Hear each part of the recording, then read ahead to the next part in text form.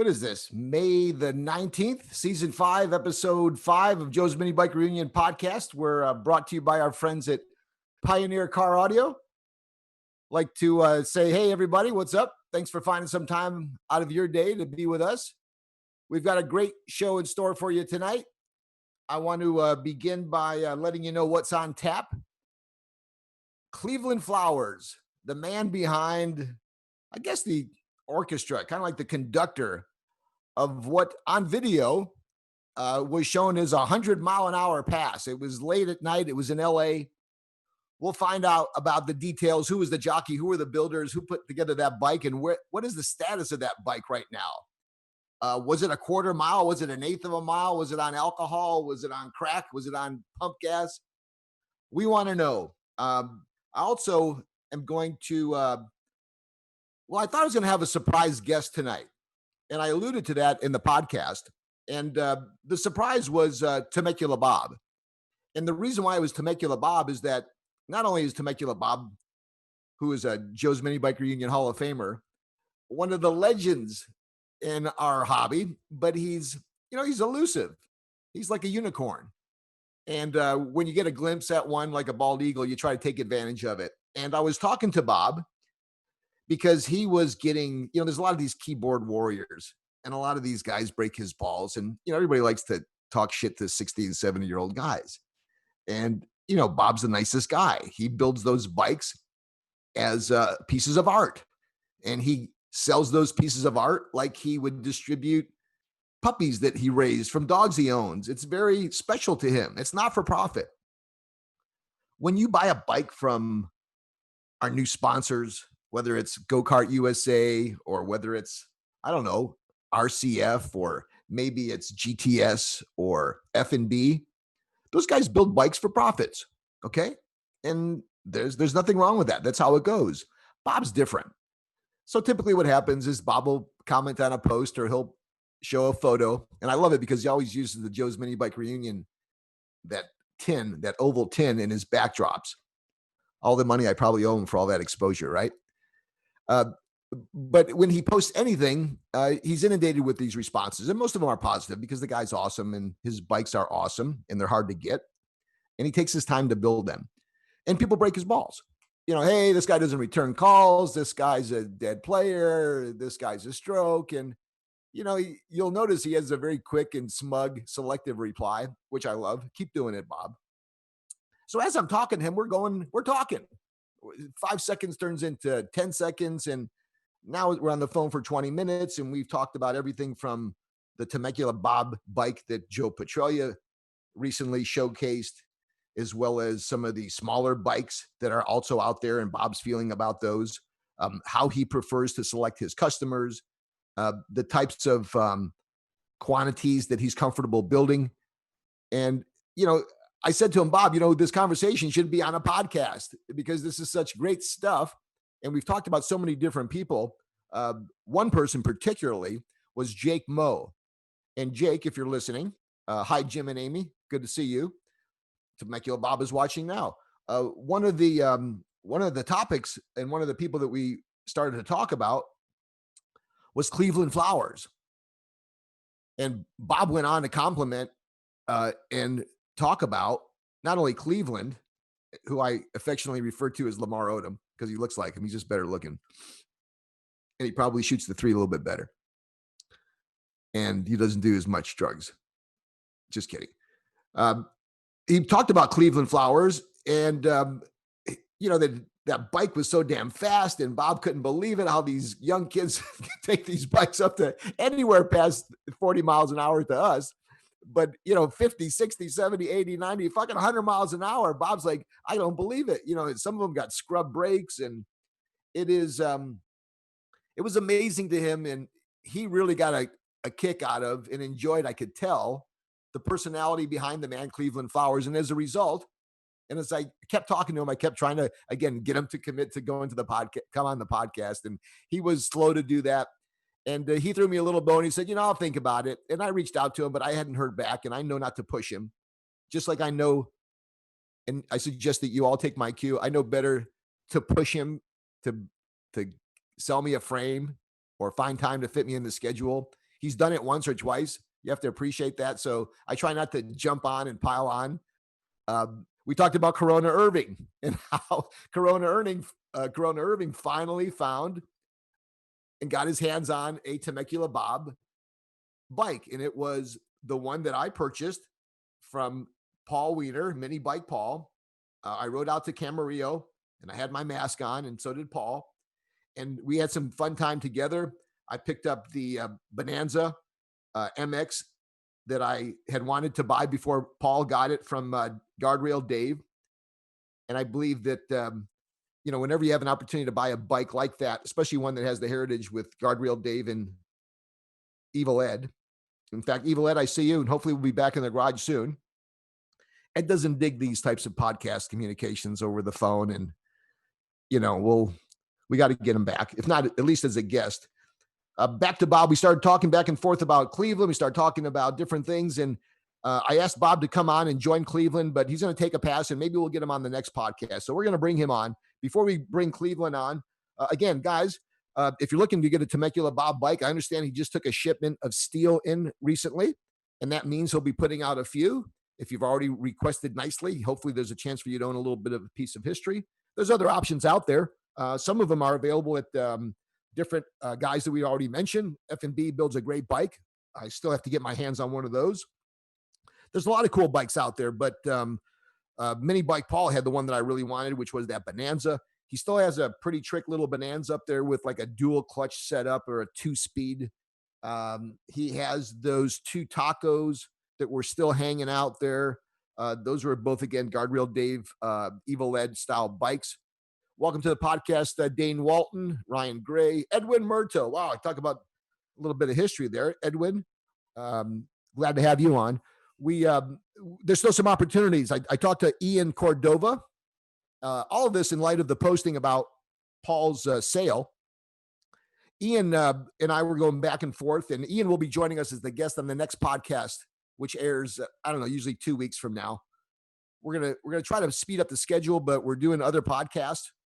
You may have seen the post that went up today for the Aftermarket Insider, which is a little project that Ian and I worked on.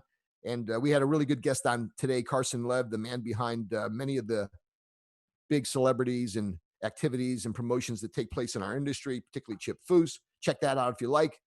It's the Aftermarket Insider. It's got a Facebook page. You can like it, do all that crazy shit. Back to the mini bike stuff. Ian is going to be joining us on the podcast, and he's got a little something that's brewing that we can't quite let out. And you know what that means for the mini bike world. So we're going to have Ian on, sharing some insight on what's happening up there with CB Racing, with his dad, Pops, and Eric and all the other guys. We had a little contact with a guy that I've had hanging around for a little while as a good friend, and he's part of our community, Irving Payan, the Green Hornet. He likes green bikes. What's happening, Rick Watson and Mike Champagne? Good to see you. Look at that little drag racing celebrity in the house, John Barkley. Look up John Barkley and NHRA drag racing records. You'll be reading for a while. John, good to see you. We had Ian on tap for next week's show. Irving came by. I decided that Minibike Paul was making all the goddamn money with the stuff he's selling. And I decided to get on some of the action on Sunday and put together my version of a pop-up swap meet. And I put out some stuff that I just had laying around that I realized now I'm probably not going to use. And Irving stepped up quickly and bought some stuff. And when he came over, he kept saying things like he was getting out of the game. And I say, oh, you're not getting out of the game. We all feel that way sometimes. We're just going to take a pause, right? So we went back and forth, and I said, what do you keep telling me online about getting out of the game? And he shared with me that he is taking on a new task, and he's going to be involved in some pretty serious stuff that protects all of us. And it's in a very, admirable category. And he's going to spend some time away from California doing his training, and he's going to come back. He's going to be able to get back and spend some time in Mexico. And he's also going to have some options to come back here. And before you know it, he's going to have 20 years in doing some really good work that's going to benefit us all. He's going to have his shit tight. His family's going to be protected. And that guy's going to be able to come back and do whatever he wants to do, not only in life, but in this silly little hobby that we have. So congratulations, Irving Payan. Another young dude that caught my attention this week was Vinny Morelli. Vinny Morelli. What's happening, Jonah McCaslin? Good to see you. How's my man Toby? Steve Ross, what's happening? Utica, New York in the house. I'm not sure if Ross was a mini bike guy. He hung around with guys that just beat people up like Slicks and Shive and all those guys. They didn't ride mini bikes. They beat people up and they stole their mini bikes, but they're nice guys now. Who knows? Maybe they can, now they've got all that money like Steve Ross. He can buy mini bikes any day of the week. So I had this swap meet. I sold a bunch of stuff. I sold a few $100s, and I was going to call Mini Bike Paul up quick because he still has some items that I want. I can't tell him what I want because they'll have the advantage, but he has a few things hanging around that I'd like to get my hands on. And then I heard Joe Petralia is coming out from Arizona to see Mini Bike Paul. And it's like, well, shit, Joe's going to buy everything. Joe's going to buy the bikes, the signs for the bikes, the racks that hold the signs that held the bikes. He's going to buy the car. He's going to buy Paul's house. Joe buy the fucking complex. Okay. So I had that on my back of my mind, but it's like, man, do I want to go all the way out there to Camarillo? And I've kind of decided that I may. So Ian's going out this week. I may be going back up there. Vinny Morelli, he was a young gun winner last year. He had that trick. I guess you call it a 4-stroke bike, you know, that category that just is so cool. He is graduating and he showcased his newest project. And I threw a picture of it up on my Facebook page for the Minibike Reunion. And I couldn't post the video for some reason. It wouldn't let me. But Vin, if you're listening, congratulations on your graduation, as well as any of you that are listening to the podcast or are fans of the event or the page, or if you have children that are graduating, congratulations to them. My daughter, Nikole, who many of you know, as well as Super Supreme Photog and all-around helper Dave, Nicole's good friend and boyfriend. They both graduated last week. Congratulations to them. I'm very, very happy and proud. I don't know how they did it with having any connection with someone like me, but I also want to congratulate my wife, Linda, because collectively we've all done a lot to try to make all those things happen. So that's all good.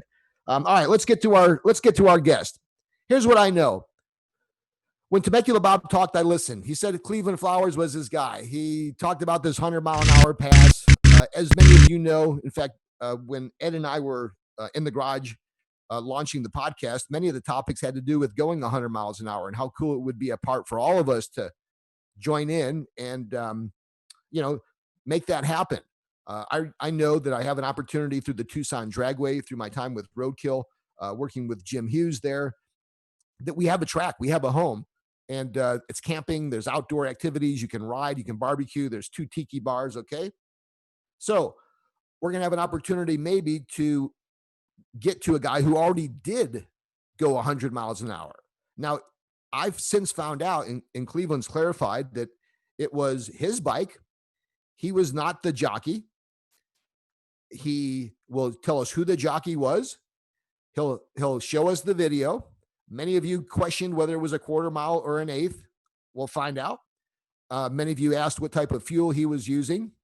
Some of you thought we were both full of shit, right? Myself for promoting it and Cleveland for suggesting it. So let's end all the drama and let's see if we can bring in. Now, he was out getting a little something. I think he was getting a 2-piece and a drink. He was going Jorge Masvidal on me. So if he's there, let's bring him in.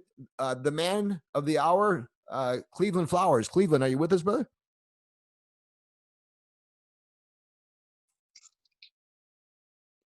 E, can we hear him? What's going on, Joe? Oh, there you go. Hi, Cleveland. Welcome to the podcast. How's the 2-piece? I actually haven't even been able to eat it yet. Oh, man, I thought you'd snort that thing by now. I was trying to hurry up and get back home to this. You know, I've always affectionately given you grief and told you that you remind me so much of Lamar Odom. You actually are better looking than him. You know that? Is it just me or a lot of other folks mention that to you? I mean, after you mentioned it, a lot more people started mentioning it. All right. Well, look, Lamar Odom aside, I want to tell you that I appreciate having you on the podcast, and you may have heard me warming you up a little bit.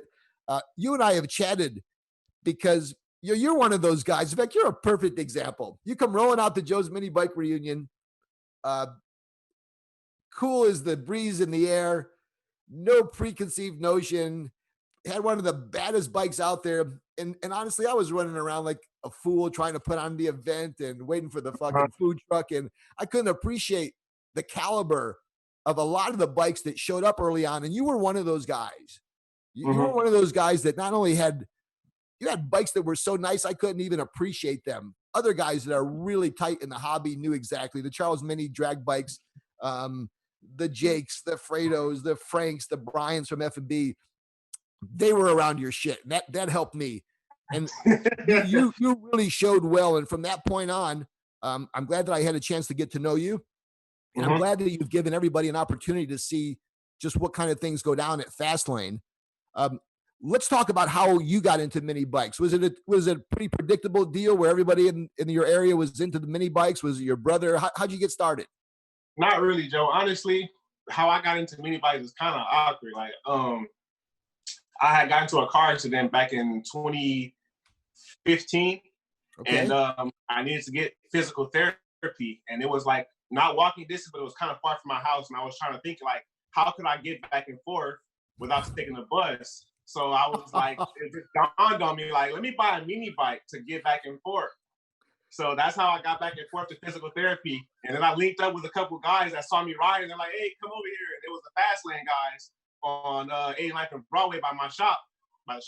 And then they were like, you ride with anybody? I'm like, nah, I'm just trying to go to physical therapy. That's how I was opened up to the whole world of mini bikes, man.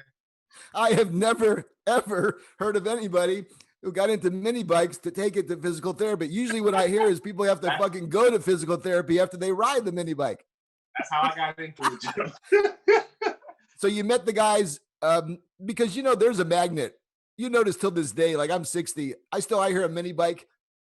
I Yeah. stop. I immediately like that person. I immediately run towards that person. There's that immediate bond. And you got a little bit of that, huh? Mm-hmm. So when did it go from just taking, what kind of bike was it? Was it a Joe's frame or something? Was a regular $500 stock Joe's bike. How did I know? And what did you have in there for a motor? Predator, stock Predator. Sure. And were you into engines at all before that? Were you a hands-on guy? Yeah, I was. My uncle is a mechanic, so I was always into engines. So, but I didn't know anything about mini bikes at that time. Nothing. But when you were working with your uncle, what kind of cars was he working with? What kind of cars were you hanging around with? Was he the old muscle car dude, or was he a import guy? He's just a general mechanic. He just works on cars. Okay. Yeah. So how did you go from just riding the bike to physical therapy, meeting a few of the guys riding around, to getting so hardcore? What really turned you up? Okay, like I said, I didn't know about the world of mini bikes at that time. So after that day of seeing all the bikes at the barber shop on 89th and Broadway, shout out to Fastlane, by the way, they invited me out to the races, where it's a local race spot out here in LA called Anna Street. And the legendary Anna Street. Yeah, just so happened that weekend was the week of a tournament. Just so happened that weekend was the week of a tournament. So I went out, I rode out to the mini bike races with that crew, and I just seen how big a level that mini bikes could get, like how fast they could go, and the excitement and the adrenaline. I was all out there, and that's from that moment I was hooked on it. After that day, I never rode another stock mini bike after that.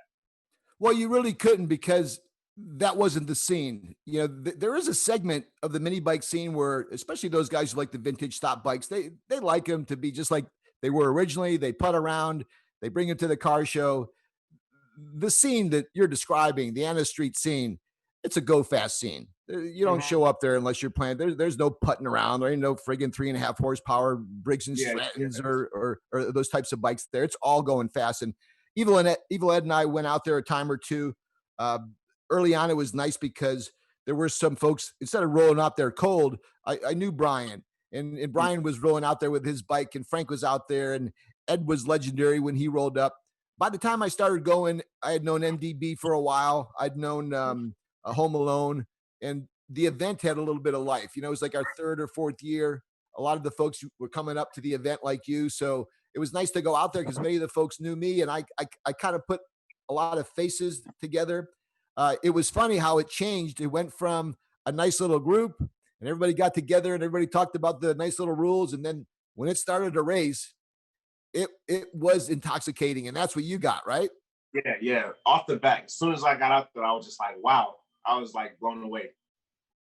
Also, the young kids that are there with their brothers or with their dads, and it's a family thing. You know that this mini bike thing that's happening down there in Anna Street, it's deep rooted. A lot of youngsters still there. So when the cops take everybody away, usually it happens about like 3 or 4 o'clock. The kind of cops will make the shakeout. Usually early on when there is still like security guards and everything out there, but usually later on in the night, after 7 or 8 o'clock, it's usually coast is clear and you can go out there and have fun all night. And that's when you like it, when the coast is clear at night, right? Either or, I don't know, man. I like the adrenaline of running away from the police too as well. Well, talk about the night that this bike that I call you like the conductor of the orchestra on the bike, right? You own the bike. You worked with and selected the jockey, the engine builders. Talk a little bit about your team. Talk a little bit about that bike and lead us up until that night where the 100-mile-an-hour pass went. And I may have suggested earlier, Cleveland, that the folks had some questions. Talk to them during this. Let us know if it's a quarter mile or an eighth, what kind of fuel you use. Talk a little bit about some of the challenges that you had. Take it away, won't you? Okay, so pretty much when I joined Fastlane, I didn't know that, we had a bike that we had. So I don't know if you are aware, but we had a bike at that time that did 92 miles per hour in the quarter mile. And that was pretty much the fastest bike that was on at that time.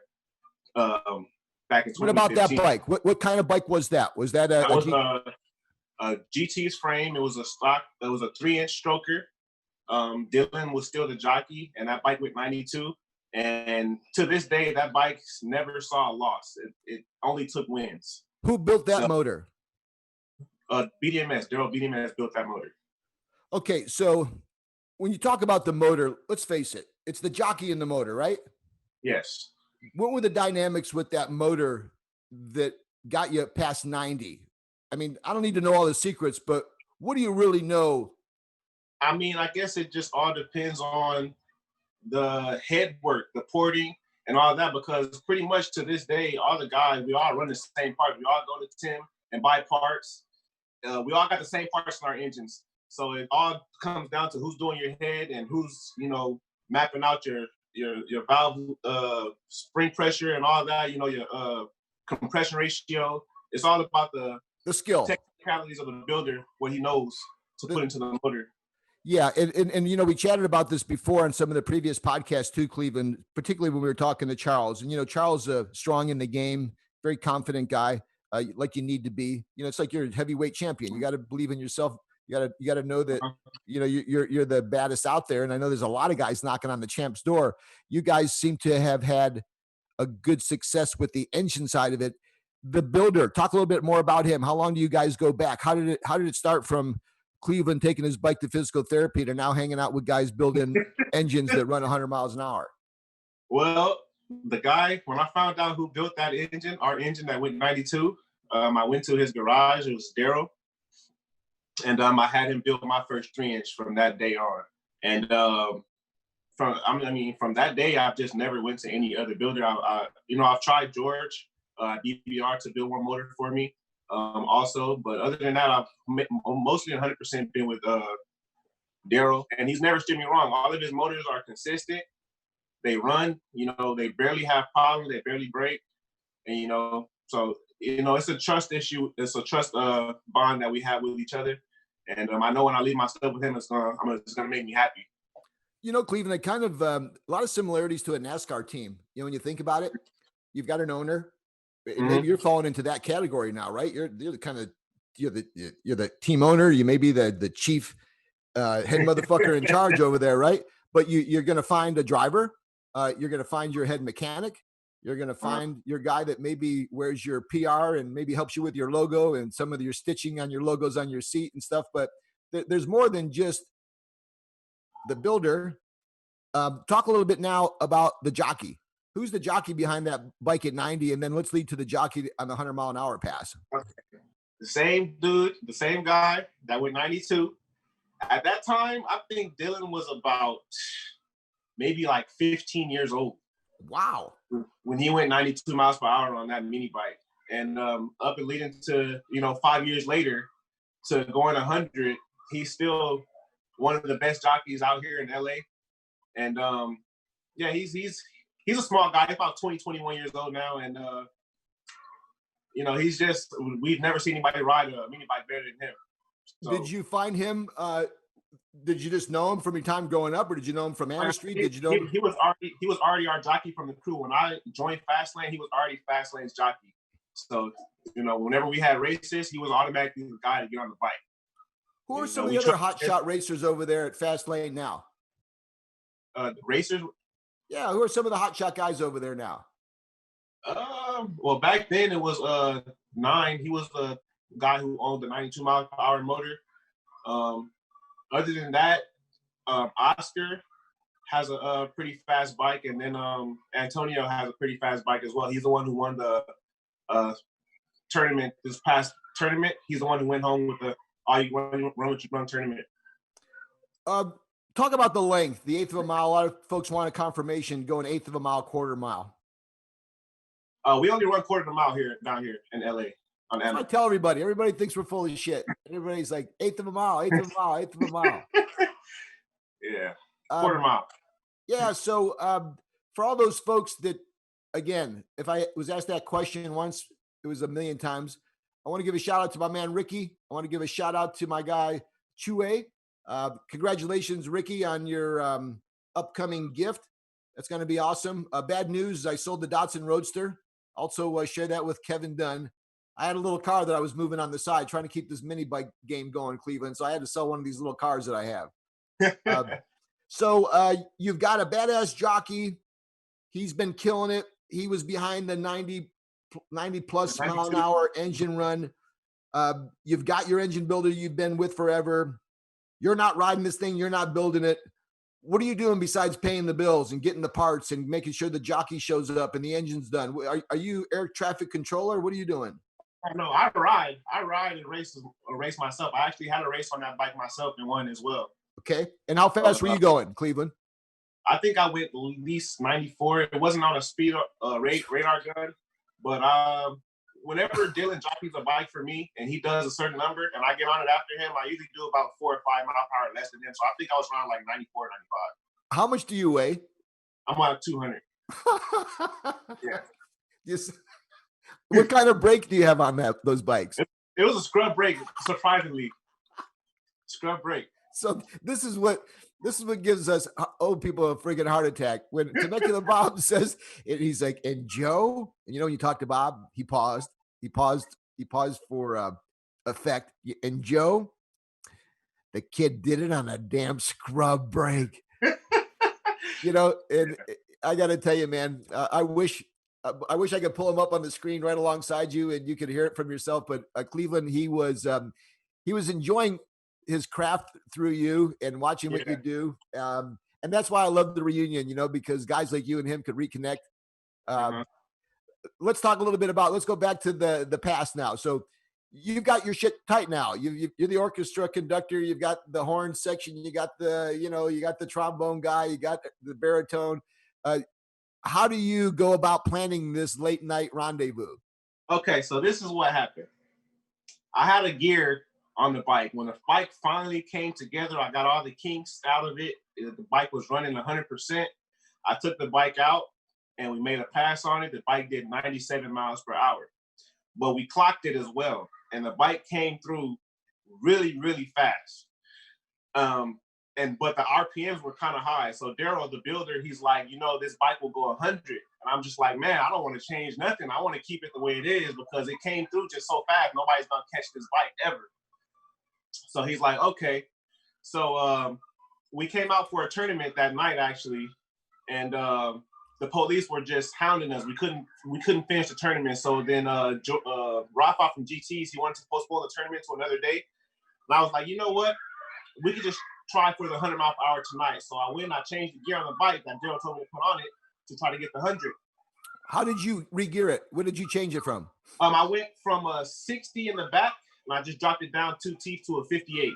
And that's going to give you a better top end. Top end, yeah. Great.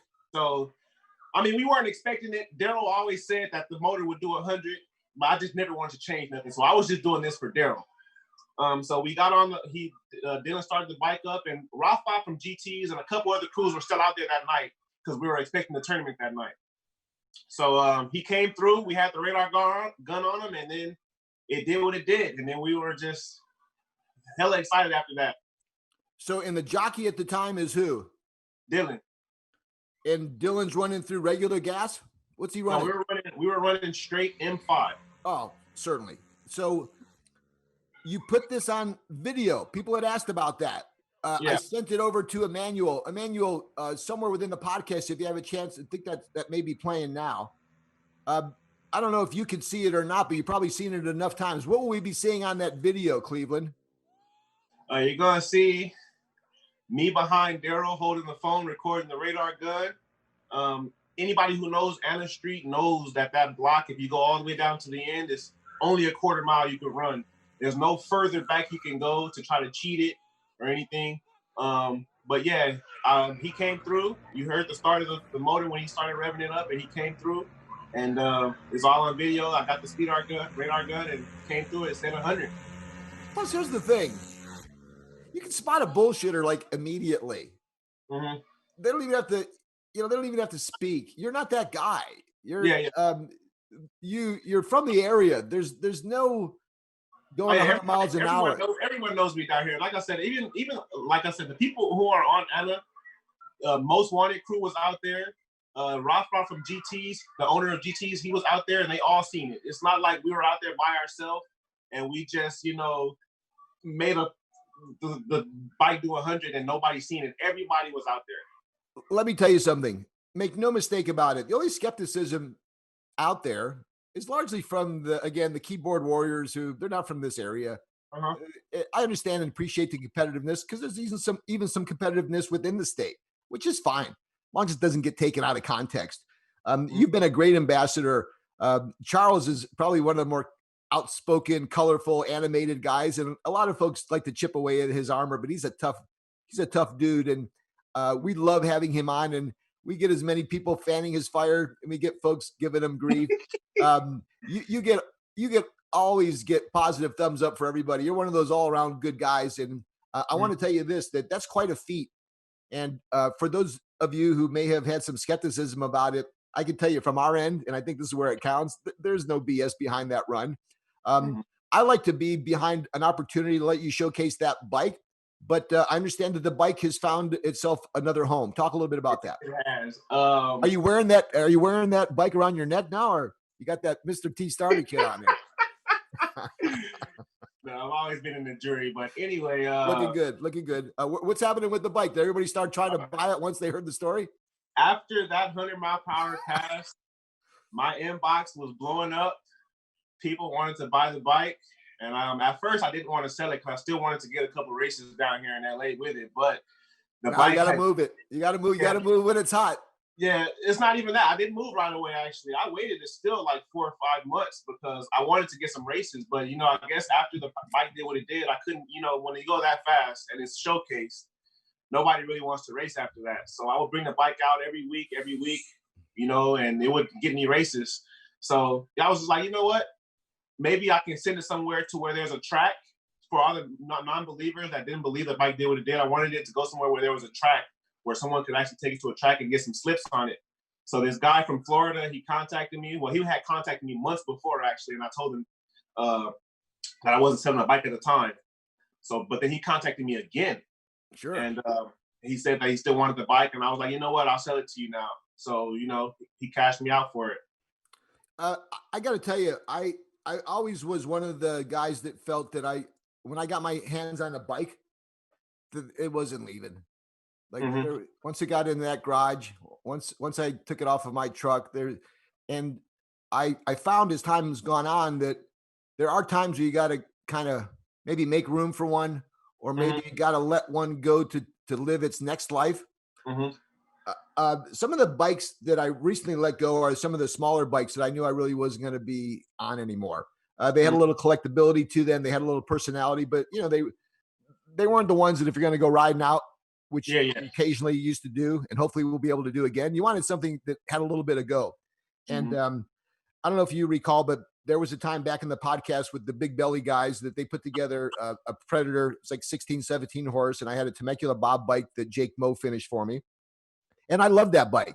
And that's an example of a bike that I would never sell. But when I did sell a small micro bike when I was in Saudi Arabia that Jake Moe built, and it was so unique and it was such an eye catcher. And although we were paid handsomely for it, and the guy who it went to is going to be a mini bike ambassador in Saudi Arabia and offer us more opportunities to expand our presence there. And the money was thick. You know, like that money you got was thick for that bike. I like that shit when it's thick, you know. It was thick, but boy, none of that matters 2 or 3 months later when you're wishing you still had the bike. Do you have any of that? Do you have any of that? I do. I have little regret. I actually did contact the guy and I offered to buy it back. How quick did it take? How quick did it take to go from when you first sold it to him to trying to buy it back? Was it a month or a week or a year? Well, you know what happened actually? After I sold that bike, everybody from all the other crews started racing again. It's like when the fastest bike is out of state, now everybody wants to come back racing. And now I'm just like, man, y'all wasn't doing this when my bike was here. So you had all the money in the pocket and the chains, but you had no game on Anna Street anymore. You had to get back in the game, huh? Yeah, but I've been building, and since I started back in 2015, I've built over 10 3-inches. I've built motors and sold them, so it's really nothing. I know the secrets, I know the combos, I know the builder, so I could replicate that motor, like that if I wanted to. Tehran said he told you not to sell that bike. There's a lot of comments coming in. I can't keep up with them. I do want to welcome to the podcast Jake Moe. Jake, great to see you. Daryl Smith, the man behind a lot of the conversations. Oscar Ruiz, good to see you. A lot of folks on there. Who else we have joining us? We've got, let's see, Darwin Connor. Man, my eyes are getting shot. We got Rashawn. We got Irving. Oh, look, everybody's on there. Look, Cleveland, when I first contacted you to get on the show, you text me back. First of all, thank you because you were responsive. I struggle sometimes because, like an idiot, it'll be Sunday afternoon and I'll have had like 10 bags of these friggin' edibles and God knows whatever else. And I'll realize I got a podcast on Tuesday and I haven't booked anybody. And although I spoke to Bob earlier that week, I hadn't quite reached out to you. So when you hit me back quick, not only do I appreciate it, but you were exactly what I was hoping for. You show well. Congratulations on what you guys have done there. But when you called me right back, again, just a reflection of the kind of guy that you are. It's like, hey, Joe, look, man, I would like to also bring on like my engine builder and him. And I said, check this out. It's like, Cleveland, the spotlight's on you. And, it's tough for us to do multiple screens because we have certain challenges, but I want to let those of you who are watching realize that as soon as I handed the spotlight to him, he put it back on somebody else. That to me says a lot about this guy. If you know him, I'm not telling you anything that you don't. If you don't know him, you ought to find out more about him. It's Fastlane Cleve. Cleve, is there anybody you'd like to give a shout out to or anybody else that helped you with that awesome pass? And where can folks maybe reach out to get a hold of you and maybe start a dialogue with you? First off, it's a shout out to my crew. Without them, bringing me on, I would have never even been in the world of mini bikes. And then it's the second biggest shout out to my engine builder, Daryl Smith, best builder in all the land. You know what I'm saying? Best builder. And a great guy. Yeah. I'm very, very, very lucky to have had a chance to meet him. Evil Ed and I went down to his place. And I hope I don't butcher it, but there was a young dude. In fact, I was with him today, Off-Tide Day, who was always hanging with Daryl. Daryl represented me. He would wear my Joe's Minibike Reunion jackets. He was just, he's my age. We had certain things that we can relate to. And, I like to ride with these Grom guys. We have these custom Groms. We invade downtown LA on Friday nights. And I showed up one time, no shit. And I rolled up there a little bit late. And as I rolled up, there were a bunch of Asian dudes and 3 big black dudes. And they all had on my jackets. And it's like, Jesus Christ. Did my wife set this shit up? So I fucking roll up there. It's Daryl. I don't know if it was Trey or there's two guys, and I never felt like, you know what? We are making a little impact, all of us collectively within this hobby. And it's nice to see guys like you, and hopefully we'll see you at the event. I'm still hoping on having it on October the 17th. I'd love to have you there. I'd love to spotlight whatever you're working on in advance. You're welcome to come back on the show, on the podcast, anytime you'd like. You're one of our VIP guests now. And if there's anybody else maybe you want to give a shout out to, or any closing comments you want to make, go ahead and do it, brother. That's pretty much all of it. You know, Daryl, I've been working, like I said, it's just the biggest shout out to Daryl, man. He's always put his all and hard work into everything that I brought to him, and tried to make everything that he's worked on faster and faster. You know, not only me or my crew, but anybody who messes with Daryl and BDMS, he's gonna make sure that you are doing what you want to do. For those who may not know the acronym BDMS, what is it? Big Daddy Motorsports. Don't forget it, everybody. Hey, you know what? Daryl is would be a good guy to be in the Hall of Fame, if you ask me. Don't you agree? Oh yeah, most definitely. Most definitely. Starting from a 92-mile-per-hour motor all the way up to 100, you know? Let's have that conversation as well going forward. Recent inductions to the Hall of Fame include two guys that I know you know are making the scene even bigger, Jake Moe and Rafa. Did you hear about that? I didn't hear about that one. Yeah, both of those guys are going to be inducted into the Hall of Fame this year. Okay, that's cool. Yep, Jake's doing a lot of good things, and obviously Rafa's doing his thing down there. So, look, thanks for being a part of the podcast tonight, Cleveland. A pleasure to get to know you even a little bit more. I look forward to seeing you at the mini bike show. And if you show up, ask for the guy who runs the place. Tell me you're here for your free t-shirt. All right. I appreciate it, Joe. Yeah, Cleveland. Much love. Cleveland Flowers in the house. The man who orchestrated the 100-mile-an-hour ride. If you don't believe it, check out the damn video, right? Yes, sir. All right. All right. Thanks so much for being on the podcast. We're going to let everybody kind of get back to things. I don't know how it is in your area, but things are looking up here in California. We're hopeful that everybody will be out amongst themselves and have a chance to maybe get past some of the social distancing. There's still folks running around with masks, and some aren't wearing masks, and shit, I don't know whether or not to wear gloves or what to do anymore. All I want to do is get out and have some fun. I want to thank everybody for being a part of the podcast. Once again, selfishly, a little plug here. We have a couple podcasts now in the mix. We've been working Emmanuel overtime. Emmanuel, much love. Thank you again for all the great effort. Unfortunately, and all these people are starting to contact E about doing podcasts, and now I'm trying to squeeze in my two friggin' podcasts, and he's got his own podcast that he's doing, and he's got everybody else. So, the machine's getting bigger, but who cares? I want everybody to do good, particularly the guys that are in this group. I wish I had a chance to see Joe Petralia. He was going to roll up from Arizona. He was going to try to bring me a couple 79cc Predator engines for a couple projects I've got. I want to thank Paul, Minibike Paul, for giving me the opportunity to purchase the bike, the little MX. And now I got to save some money and see if I can get Evil Ed to give it the once over. We still have a couple things that are in the pipeline. And I want to thank our newest sponsor, returning, Go-Kart USA. Check out their American flyer model. We have Jake Moe constructing one the Jake Moe way now. It's going to be showcased at whenever the next Joe's Minibike Reunion is. Hopefully it's October the 17th. Have a good rest of your night, everybody. Have a great rest of your week. I'm not sure when we'll do the next podcast for the show, but it'll probably be sometime in the next couple of weeks. Big shout out to Michael Fiore, Jim Savis, my man Brian from Minnesota, Jay Padilla, and my wife Linda. I'm going to have a cocktail with her now. Have a great rest of the show, everybody. We'll see you next time on Joe's Minibike Reunion, presented by Pioneer and sponsored by Go-Kart USA, Studs Racing, and our friends at GoPowersports.com. See you next time.